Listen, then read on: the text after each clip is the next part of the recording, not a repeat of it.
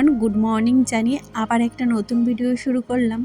এখন ঘড়ির কাঁটাতে বাজে মোটামুটি ওই 6:30, আর আমি উঠেছি মোটামুটি 5:30টায়। সকালবেলা না অনেকগুলো পাখি দেখে আমি দৌড়ে এসেছি ওদের একটু খেতে দিতে, কটা চাল নিয়ে। কিন্তু হলো কি, আসার সঙ্গে সঙ্গে যেই পাখিদের সামনে খাবারগুলো দিয়েছি, অমনি পাখিগুলো দৌড়ে পালালো। আমার ভীষণ মন খারাপ হচ্ছিলো, জানো তো। আমি প্রায় দিনই দিয়ে থাকি। আর এইদিকে মেয়েকে স্কুলের জন্য রেডি করে দিয়েছি। মেয়ের নতুন স্কুলে যাওয়ার পর থেকে আমার একটু মানে বলবো কষ্টই হয়ে যাচ্ছে, যেহেতু আমি এতটা সকালে উঠি না, একটু বেলায় উঠি। আর রাতে আমি না আগে কিছুই করে রাখতাম না, কিন্তু এই যে চাপে পড়লে বলে না সব কিছুই করতে হয়। আর মেয়েকে ঘুম থেকে উঠাই ওই 5:45, উঠিয়ে ওকে খাওয়াই, ভাত রান্না করি সকালে। ও না বিশেষ করে শুধু ভাতই বেশি খায়, তো তাই ওকে শুধু ভাত, ফেনা ভাত কিংবা ঘি দিয়ে, ও না কিছু তরকারি খেতে চায় না। আর যেহেতু গরম পড়েছে, তার জন্য ভাবলাম আজকে আর অন্য কিছু টিফিন ওকে দেবো না, একটু ফল দিই, তাতে শরীরটা ভালো থাকবে। ও মা, মেয়ে কিন্তু বেশিরভাগটাই ফেরত নিয়ে এসেছিলো। আমার মেয়েকে যাই টিফিন দিই না কেন, বেশিরভাগটাই ফেরত আনে, খেয়ে ফিনিশ করে আসে না। আমি বলি না খেয়ে পারবে, ফ্রেন্ডের দিয়ে দেবে, কিন্তু ওর একটাই কথা, ওকে নাকি কোনো ফ্রেন্ড খাবার দেয় না, তবে ও কেন দেবে? বাচ্চাদের বলে তো বোঝানো যায় না। যাই হোক, তবু আমি বলে দিই। এর মধ্যে আমার হাজব্যান্ড এনেছিল কত ছোট ছোট মাছ, আর ওর যেহেতু স্কুল আছে তার জন্য আমার সকাল সকাল রান্না করতে হয়।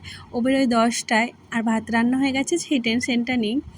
আর এই ছোট ছোট মাছ আনলে কী হয় জানো তো, এই সকালবেলা কাটতে হয়, তো এটা আমার ভীষণ বিরক্ত লাগে। একটু বড় মাছ আনলে তাড়াতাড়ি কাটা হয়ে যায়, আর যদিও একটু বড় মাছ আনলে না ও কেটেই নিয়ে আসে। আর এই যে আমি না যখন মাছ কাটছিলাম, একটা বিড়াল অনেকক্ষণ ধরে আমার মাছের দিকে তাকিয়েছিল। তাই বলো, আমরা তো এত মাছ খাই, ওদের একটা না হয় দিই, তাতে আমাদের কিছুই কম পড়বে না, তাই না? আমরা যদি ওদের কথা না ভাবি, কে আর ভাববে বলো? যাই হোক, এই যে মাছগুলো না এইখানে বেশ ধুলে বেশ ভালোভাবে পরিষ্কার হয়। ক্যামেরাম্যান পাইনি যে ক্যামেরাম্যান ধরে তোমাদের ভালোভাবে দেখাবো, তাই নিয়ে এক হাতে ফোন রেখে আর এক হাতে ভিডিও করছিলাম।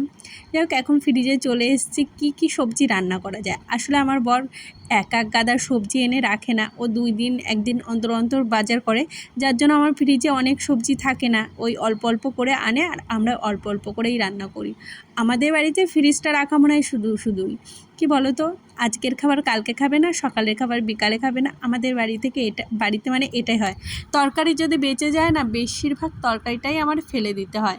আমি একটু সামান্য উল্টোপাল্টা কথা বলি, তোমরা একটু ম্যানেজ করে নিও। ওইদিকে মাছ ভাজা চাপিয়ে দিয়ে আমি সবজি সব কেটে নিয়েছি। আর না, আজকে উচ্ছের তরকারিটা একদম ভালো হয়নি। আমার রিসেন্ট উচ্ছে না একদম ভালো খাচ্ছি না, কেন জানি না, আমার হাতে ভালোও হচ্ছে না। চেষ্টা করছি ভালো করে রান্না করার, তাও হচ্ছে না। আজ হলো আমার বান্ধবী আসবে, ওর সামনেই বিয়ে, আর 10-11 দিন পরে বিয়ে। তো ওকে না আমি আইবুড়ো ভাত দেবো। আমার বাপের বাড়ি ওইখান থেকে আসছে, তো আমি বলেছিলাম সকালে আসতে, কিন্তু ও সকালে আসবে না, বললো বিকালের দিকে যাব। এর আগে একদিন ফোন করেছিলাম তখন না ফোনে কথা বলতে বলতে একজনাকে বলছিল, কে যেন জিজ্ঞাসা করছিল যে তোকে কেউ আইবুড়ো ভাত দেয়নি? ও বলেছিল না। কথাটা শুনে আমার এত খারাপ লেগেছিল না, আমি ভাবলাম যে সেদিনই ফট করে বলে দিয়েছি, এই তুই আমাদের বাড়ি আয়, আমি তোকে আইবুড়ো ভাত দেবো। আমার বিয়ের সময় আমাকে অনেকে আইবুড়ো ভাত দিয়েছিল, আমার মনে আছে।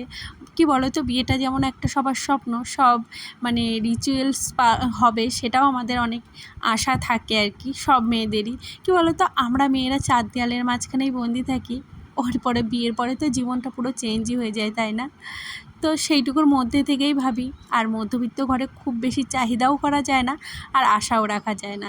যাই হোক, সকালে তাড়াহুড়ো করে কাজ করছিলাম ওরা আসবে বলে। এই যে মোটামুটি এখন বিকেল 5টা বাজে, ওরা এসেছিলো, আর আমার কিছু অন্য কাজ ছিল, যার জন্য আর ভিডিও করা হয়নি। তারপরে ওকে নিয়ে একটু বাজারে এসেছিলাম, আর কিছু টুকটাক জিনিস লাগতো, সেগুলোই কিনতে এসেছি। কি বলো তো, আমি না খুব একটা বাজার করি না, আজ এসছি, ও এসছে বলে তাই এসছি, না হলে তো আমি মানে বাজারের বউ জানি না। আর এখান থেকে কালকে যেহেতু রাইস হবে, তার জন্য কিছু ছিল না, আর কিছু কিছু জিনিস প্রয়োজন ছিল যেগুলো কালকে করব। আমার থেকে ও ভীষণ ভালো বাজার করতে পারে, এই যে আমার ফ্রেন্ড। তো এখন মুখটা দেখালাম, তখন মানে ও নাইটি পরে ছিল বলে আর ক্যামেরার সামনে আসতে চায়নি।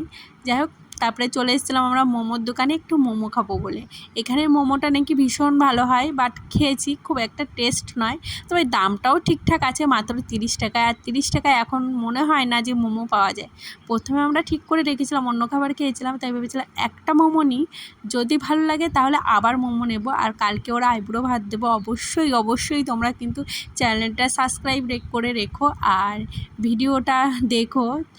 যাই হোক, এই যে একটাই মোমো খেয়েছিলাম আমরা, আর খাইনি। তারপরে ফুচকা খেয়েছিলাম, আরও কি খেয়েছিলাম, আমাদের আর ভিডিও করা হয়নি। আর ভিডিওটা এখানেই শেষ করলাম। ভিডিওটা ভালো লাগলে প্লিজ একটা লাইক কমেন্ট করে পাশে থেকো।